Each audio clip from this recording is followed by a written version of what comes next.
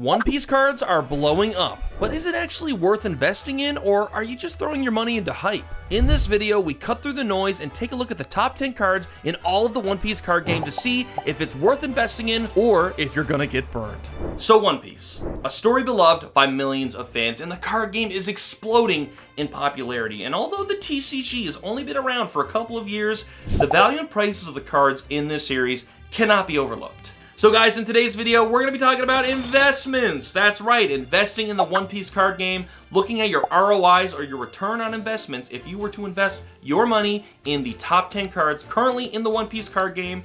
We're going to break down a bunch of numbers, have a little bit of fun with it. But before I go any further, guys, I have to quickly state, none of this is financial advice. This is all just hypothetical and just entertainment and education too, I should say. It's your money at the end of the day. You got to be smart with it, and you got to make those decisions yourself. And I also gotta say, guys, I would totally love if you could subscribe to the channel, comment and like. It just tells YouTube that you're enjoying my content, and it helps me out as well. So without any further ado, guys, let's get into it. So guys, when it comes to investing in a card game, we need to recognize that each series that's out there is a totally different conversation. Magic, Pokemon, One Piece, Union Arena, Yu-Gi-Oh! They're all very different marketplaces, different setups, pull rates, rarities, all that sort of stuff, and we need to recognize that. A great example of this is if you were to buy a booster box of One Piece, there's a guaranteed couple of hits in that box, while apparently with Pokemon there isn't. Let me know if that's true or not, but from what I've been seeing, yeah, that's not a guaranteed thing. So we need to recognize there are very different scenarios depending on what we're trying to invest in. Now, another thing we need to keep in mind is that unlike investing in gold or stocks, investing in cards is a risky game, dictating what the value and prices of these cards are. That Bandai is also responsible for the value and outcome of these cards because they're the ones creating it.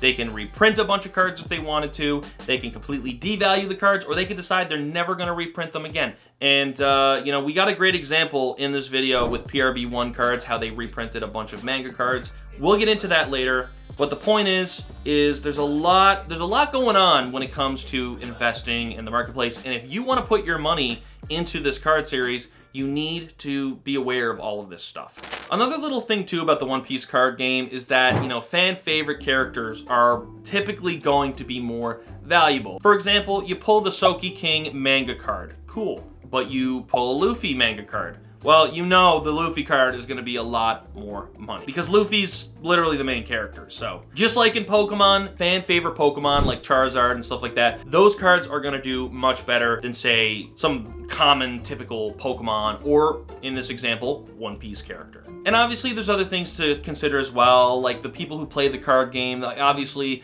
certain cards and decks change and certain cards go up and down in value. But just to keep simplicity in this video, we're just going to be looking at what would happen if you were to invest in the top 10 cards, which are all mostly manga cards, but there's some extras in there in this series. And without any further ado, guys, I say let's actually look into it, crack down some numbers, and take a look for ourselves. All right, guys, so we're over on TCG Player, and in my tabs, I have got all of the top One Piece manga rare cards, or I should just say the top cards in the entire series. We're going to be using this to look at the pricing, see how the pricing has changed over time. Obviously, we're not getting a lot of accurate information from TCG, which is why I'll be using some price charting.com information as well. But guys, I want us to first take a look at the top 10 cards currently that you can buy. This isn't going to be including Treasure Cup cards because Treasure Cup cards come from tournaments and they're obviously very expensive. These are cards that are available for the public if you were to purchase them through packs. Not that you can't buy Treasure Cup cards, but I digress. Anyways, so first of all, let's look at the gold Roger card, the only gold manga card in circulation. Now, as you can see here, the listed median price is around $3,000. TCG Player is not giving us much information, which is why I've got price charting up here. And as you can see, for an ungraded version of this card, we're looking at about $3,300. Now, strangely enough, if you get a grade 9 or 9.5, the price seems to be dropping, which is interesting. But of course, you get a PSA 10, you're looking at about $5,000. And funnily enough, when you scroll down, you see somebody actually sold one of these bad boys for under $2,300, which is a steal if you ask me. But moving down the list, the second top manga card that you can get is the OP5 Gear 5 Luffy. As you can see here, the market price is hovering around $2,700. People are selling it above a little bit marking price because this is obviously an iconic card. We know why the value is up the way it is. I mean, if you're a One Piece fan, you completely understand why this would be one of the top cards. Now, of course, with OP11, they introduced these gold and silver cards of the Gear 5 Luffy, which makes the gold card number 3. It seems like gold is kind of becoming a bit of a common feature for the top cards in this series, especially with OP12. We've got a gold Blackbeard coming out soon, so who knows? But then as we move down the list, we strangely enough go back to the Gear 5 Luffy again, but this is the PRB 01 Manga Rare Luffy. So yeah, basically the reprint of the original from PRB 1. And there's actually something really interesting about the prices of these cards that we're going to be talking about now shortly. I just want to go down the list. At number 5, my personal favorite is the Monkey D. Luffy gold stamped signature. Oda signatures right there. That is the top 5th card you can get in the series. Moving down, we go to the silver now. We're at silver Gear 5 Luffy. Are you seeing a trend here? Number 7 is Gear 2 Luffy from the Anime 25th Collection. Number 8 is Emperor in the New World Luffy. And then finally, not a Luffy, we got the manga rare Zoro from OP6, and then we've got the Shanks from OP1. Okay, guys, so we've looked at all of these cards. Now let's get into prices and stuff like that. So let's say hypothetically you were to invest in these top cards, okay? Let's actually look at what your return on investment would be if you were to own all of these cards from when they first came out. So again, Gold Roger's not really offering us much information with the TCG player, but when we look at the price charting, we can see when it first came out in December of 2024 last year, the ungraded version was $4,100. So imagine you paid $4,100 for this card or happened to pull it, but we're just gonna assume you paid for it. Going down the list of ungraded, it dropped almost $1,000 in a month. And then as we go further down into the year, we can actually see the price is steadily dropping. In May, it was about $2,900. Now it's gone back up to about $3,300. So in the span of a few months, guys, we can see that you'd already be losing a bit of money here. Now, that's not to say that the Gold Roger card can't spike up in value again.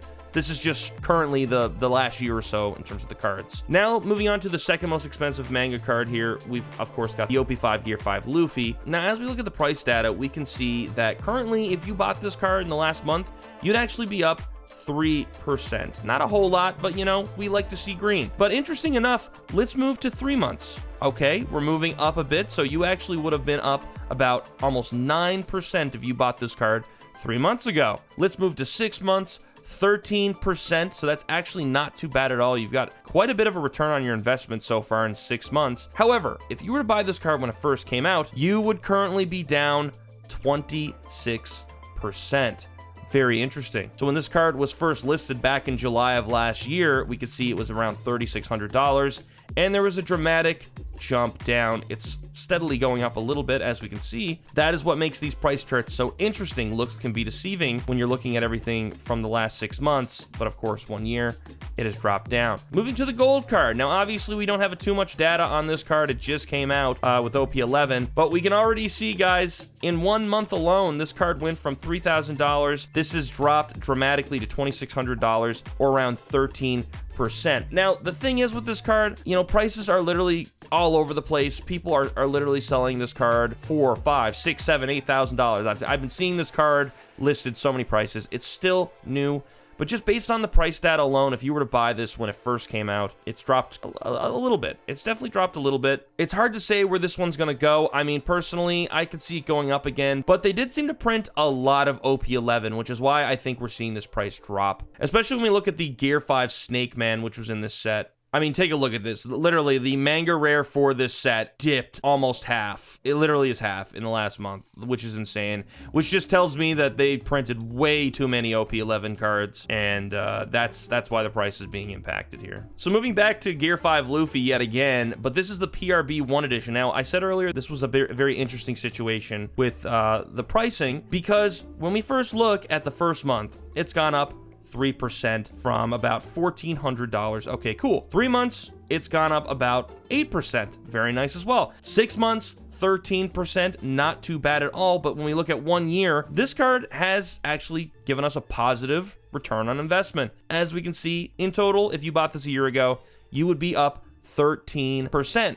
which is in stark contrast to the original OP5 Luffy, which has gone down by 26%. So very interesting indeed, especially considering the reprint gaining more value. Now, we do have to consider the fact that the original is a lot more money than the PRB 1 edition. But that being said, they both look the same for the most part. This is technically an errata card, considering, you know, when we actually take a look, we can see that the text changes as well. So it really just depends on what kind of rarity you want for a collector and stuff like that. But if you ask me, they both look the same. If you're really struggling to pay about $3 grand for this card, you can settle for about 1,500 bucks. But now we're moving into the next card, which is the gold stamp signature Luffy card. I personally want this card in my collection. It is super unique. It is super cool. I love the fact that it is a gold stamped signature of Oda. Who wouldn't want that in their collection? But let's actually take a look and see what the return will be if we bought this a year ago. Taking a look here, we can see that the current market price is about $1,300, $1,278. So in the first month alone, we've gone down a little bit. 0.5% is not really anything to worry about. 3 months in, we're looking at almost 3% up from 1,222 up to 1,280, which is, you know, not too bad. 270. But then when we go into 6 months, we can see there's actually a dramatic drop of 6% from its original price 6 months ago, which was $1,380 or $70 here. But the biggest shocker is when we click 1 year,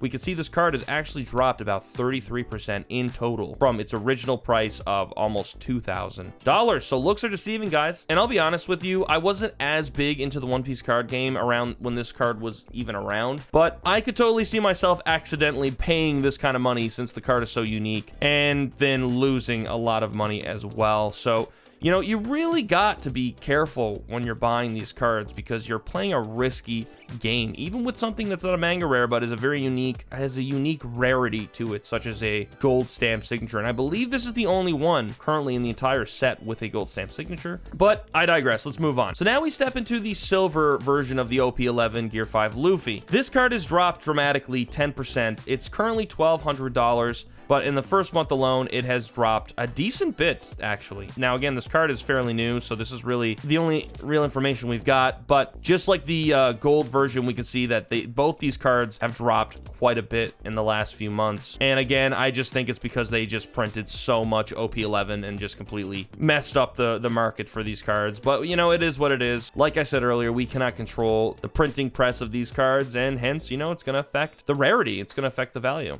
So now we're moving into the next manga rare, which is the Gear 2 Luffy from the Anime 25th Collection, or EBO2. Now, I had a hunch that this card was actually going to retain its value because a lot of people were saying that the Anime 25th Collection was not going to have a high reprint, and that, of course, really helps the price of these cards. And let's actually take a look and see if I was right. So the current market price is about $1,100, as we can see right here. And in the first month alone, it's gone up about 1.5%, which is all right. But when we click 3 months, we can see the card has dropped 2.5%. Okay, but in total, the card is up 8%, which is not too bad at all. Now, it's still obviously a little early to tell where the pricing of this card is going to go, but I do agree. I do feel like the Anime 25th Collection was a really tough collection to get some good cards from, and I don't really think they're going to be printing much more of it, considering EBO1, you can't find them anywhere, and of course, EBO2, you can't find them anywhere. So I think this card has got good value. I think it's probably going to go up in time, but time will tell.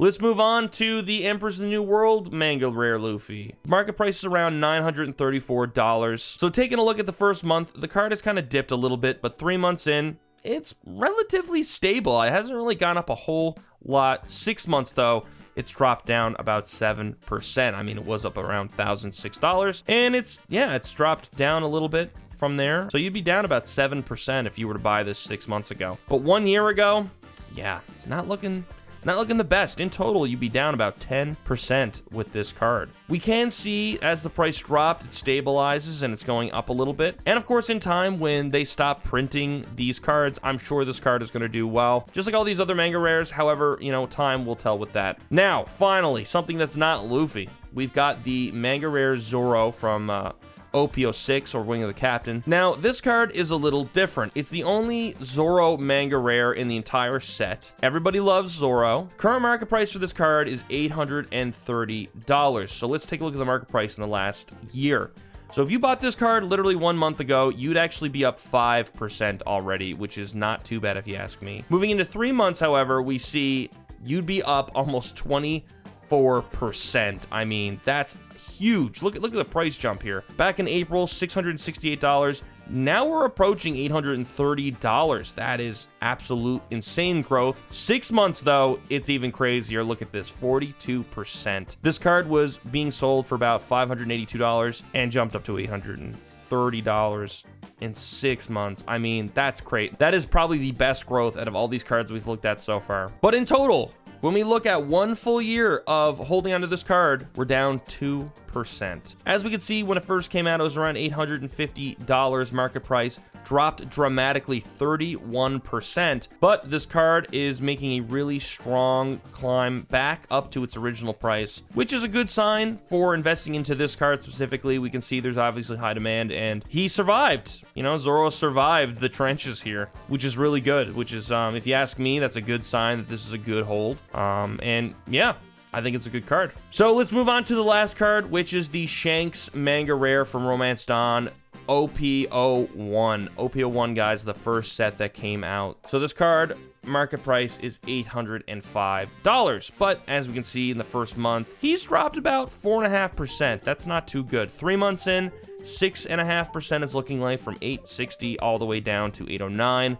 6 months, though, it's looking pretty nasty. We've got a 14.5% drop, originally $942 all the way down to $805. So I mean, like, we can tell that this card is not really holding its value very good, which is interesting to say the least. But when we look at 1 full year, yikes, this has to be one of the biggest drops of any manga rare in the set, from almost $2,000. Huge drop from 6% down to 41%, and it's just been steadily declining. I mean, this has to be one of the worst cards we've looked at. I mean, this is worse than the Snake Man Luffy card. I mean, look at this. Look at this. This is crazy. Wow. Insane. Don't know what that's about. If I were to guess, I think it's because there's 2 different Shanks manga rares, and this one looks way better. I mean, I don't know.